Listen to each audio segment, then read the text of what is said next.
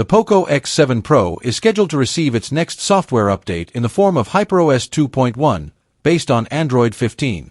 This update, identified as version OS 2.0.100.0.vojersum, is expected to roll out incrementally, beginning with Me pilot users and gradually expanding to the broader user base if no issues are detected.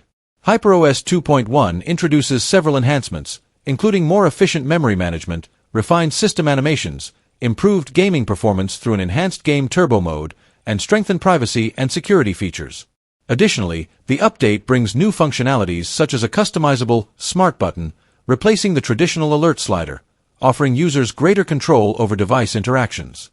As part of POCO's commitment to software longevity, the X7 Pro is slated to receive 3 major Android updates, with support extending until at least Android 18, and security patches anticipated through 2029. Users can manually check for the update by navigating to Settings, About Phone, HyperOS version, and selecting Check for Updates.